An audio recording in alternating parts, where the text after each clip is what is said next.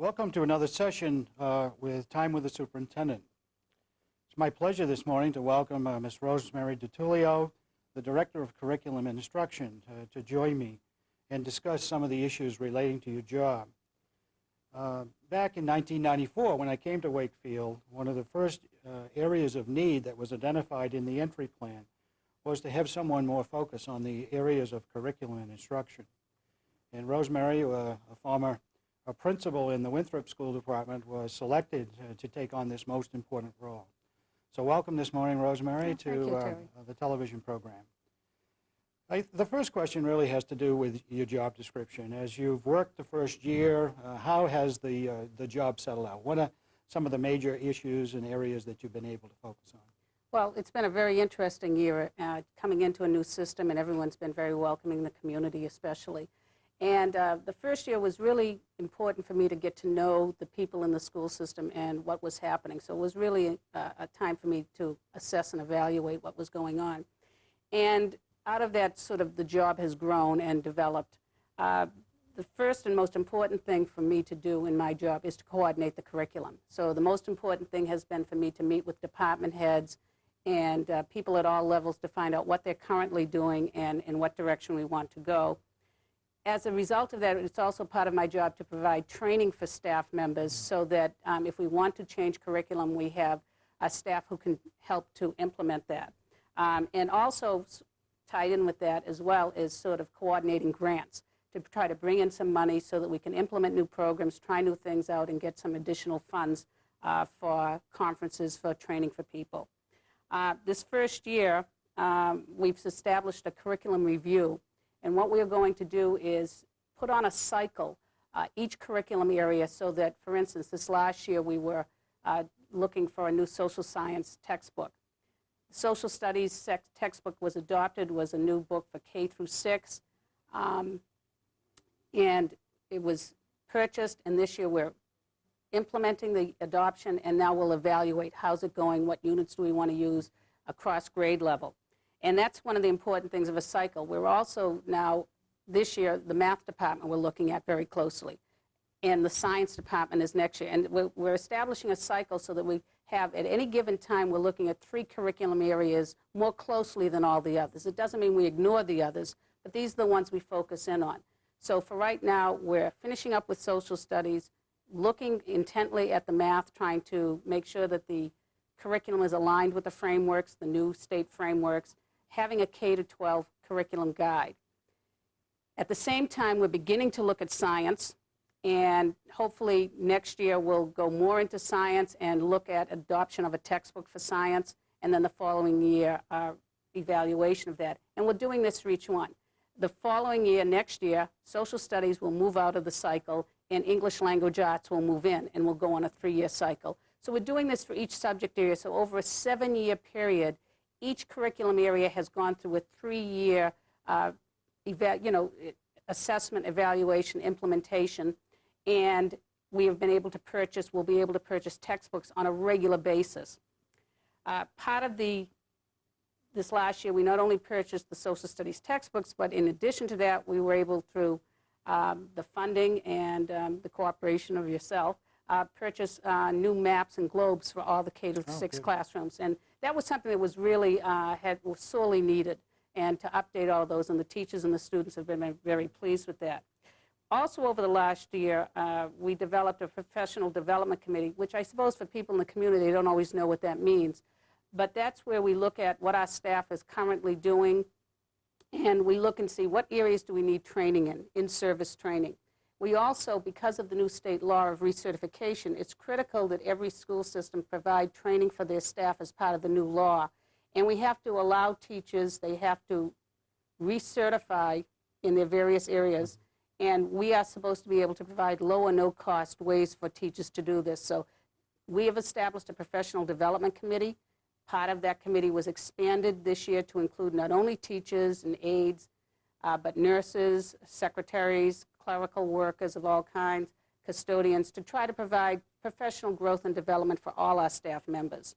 This professional development committee puts out a newsletter once a month, and we do a lot of in-service training, and we put together a comprehensive plan that we plan to present to the school committee next month.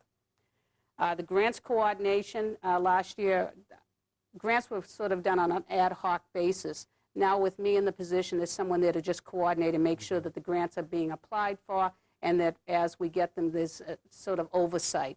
And we were very fortunate to be able to get a couple of grants last year. The PALMS grant, which is Partnership Advancing the Learning of Math and Science. And that allowed us to get training and funding, especially in the math and science area, and it ties in wonderfully with our curriculum cycle. We also received a high school restructuring grant because of, again, new ed reform laws on time and learning, which really says that our high schools have to go about teaching in a different way, and we have to spend more time in the core curriculum area. So we were able to get a grant for that, and actually the grant will run for 5 years. The middle school also was able to get a grant on middle school transition. So through these various grants, we're looking at the curriculum as well.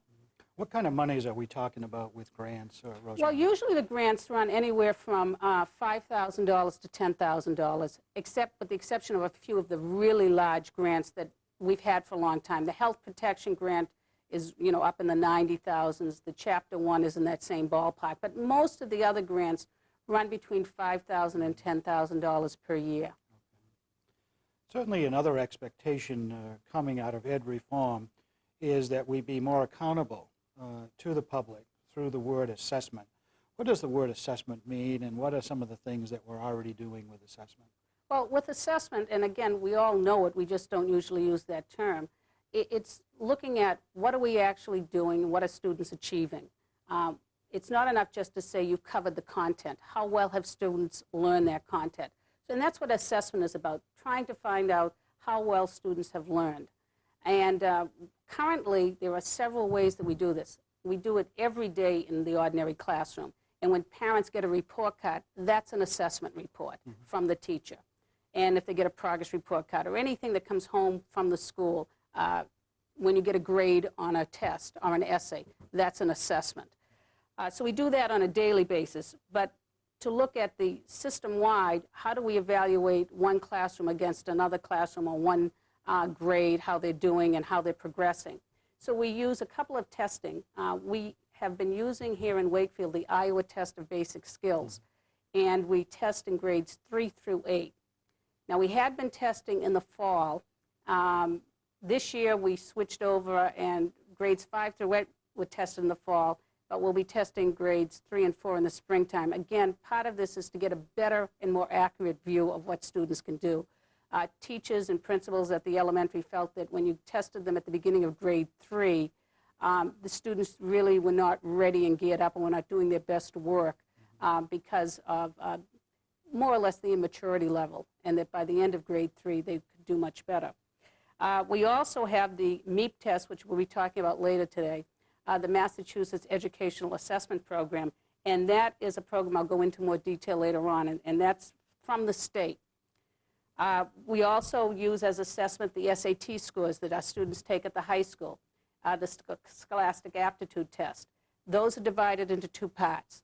SAT 1 is the aptitude test, and that just tests math and reading, English, and grammar skills. The SAT 2s are the achievement test, and students will go on and take those in particular subject areas. They might take it in biology, U.S. history, That's English. more optional, though, right? That's very optional. But we use that to assess how our students do in a biology achievement test, what level they came from in our courses, and how did they do on them. We also have PSAT scores, and again, all of these are voluntary at the high school level.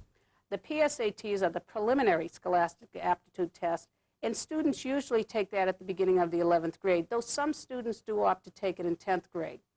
These scores, again, they're really for students to allow them to get a taste of what it's like, the college boards are like before they take the real thing. But in addition to that, the PSATs also serve as the national qualifying test for the National Merit Scholarship. And so from that every year, we get the results of that and how many of our students, get into the commended area or possibly go on. So we use that as well. And then there are the AP exams, which again go to a very small select group of those students who take AP exams, usually in 11th and 12th grade. And they're... What's that thing called AP now? The Advanced public. placement, okay, advanced right. Placement. It's advanced placement, and these are special courses that students take at the high school level, and it's supposed to be comparable to a college course. You then take the exam at the end of the year, and they are graded on a 1 to 5 basis. Colleges will then evaluate the student's score. If they get a 5, the colleges usually will accept that. If they give AP placement credit, they will accept a 5 and possibly a 4. 3 is very good, and 1 and 2 means that, you know, you've taken the course, you have the material, but colleges probably will not give you credit for that. And by credit, you mean we'll actually give course credit? Right. Each college does it a different way. Some colleges will exempt you from a course. Some colleges will say, you took that course. If it's a U.S. history course, you don't have to take the introduction to U.S. history. This will count for it. But each school is different. The most visible program in Massachusetts over the last few years certainly is the MEPS testing program, the testing program sponsored by the state, which assesses local school districts in terms of how well they're doing. We've recently received our results. How did Wakefield do? Well, first I better tell you what the MEP tests are, because I think most people read it in the headlines of the paper but don't really understand what this test is. The MEP, and it's we in education call it MEPS because it's easier than saying the Massachusetts Educational Assessment Program every time we have it. Yeah, we're great at those little buzzwords. Right, yeah, right. Sure. And the MEP test actually began in 1986, but the real test as we know it now did not begin to 1988. In the beginning, the students were tested in grades 3, 7, and 11.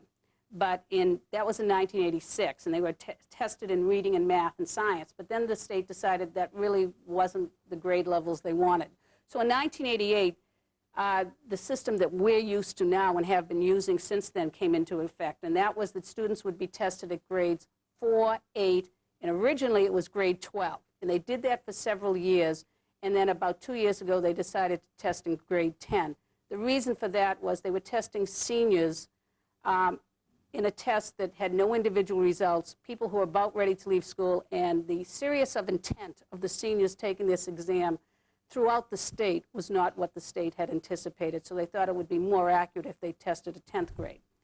The tests are given every other year, so the tests have been given in 1988, 90, 92, 94, and 96. What that means is that there are groups of students in our schools who will never or have never taken the MEP test. You could, as a matter of fact, the senior class this year will never have taken the MEP test. Oh, boy, yeah. So that whole group didn't. The same thing with the kids who are now in 10th grade. They have never taken the test. But the 11th graders right now and students in the 9th grade, they've taken the test before. So you do miss a group every other year. The test, there are no individual student results. That's significant, too. It's very because, significant. Certainly the issue that this test doesn't have, quote, high stakes for an individual child. It's really a way to assess our curriculum and our instruction. That's why it's so important to your position. Right. And it's a very interesting test in the fact that because they try to do a broad base of questions, they do a random sampling of questions. And so, for instance, if you're a high school 10th grader taking this test, there are 19 different forms of the test that are being administered at the same time. In the 8th grade, there are 15 different forms, and in the 4th grade, there are 11 different forms. In fact, in the 4th grade, they will not even give back school results if there are less than 20 students in a class. So for many years, some of our single-track schools did not get back school results because there just weren't enough students to make it, give them any kind of meaningful information. As our time sort of winds down quickly, can you give us a little sense of how well we did on the MEPS this year? Yes. There are two kinds of scoring done on the MEP test. There's the scaled score, and that's based on 1,000 to 1,600 points. The mean is set for the state at 1,300. And the state average is usually around 1,300. It may be, 1,320, 1,310, but it's usually in that range. We are tested in math, reading, and social studies. And at grade 4, we were In reading, 30 points above the state. In math, we're even with the state. In science, 30 points. Science, 20 points above. And social studies, 30 points above. And they divide the questions into open-ended questions and multiple choice. In the open-ended questions, we did very well. And this is something we've worked on over the last few years, because open-ended questions was something new that was introduced in the MEP several years ago. And it requires really higher level thinking skills to answer them. And our students did very well on those. They scored 1380 or 1390 in the open-ended questions throughout grade 4. Is it true that in all areas we scored above, at or above the state level? Yes, we did. Where can people, if they want to follow up on this, can they come see you or can they call you and get more detail? Certainly there's a lot of interest in the community on the scores, and we really need to share that with the community, because the community needs and deserves, you know, a criteria by which they can be assured that we're doing a good job with their children. Our time has run quickly this morning. Certainly testing is a very important part of what we do. There's a new testing program that's being developed at the state, and maybe we'll have to invite you back some other day to talk about that, because that is very important in terms of what the community can expect in the future in terms of what kind of a testing program we'll use to assure them that what we're doing. So thank you for joining us this morning. Before I sign off, I would just again say to the public that I would very much welcome your input to these programs. If you have questions that you'd like for me to answer on this particular program, which may involve anything that we're doing in the schools, then please direct those questions in care of the superintendent of schools on Farm Street in the community. And I'll be pleased to carve out a time during this time with the superintendent to try and answer your questions, because there are a lot of issues in the community that we'd like to address for you.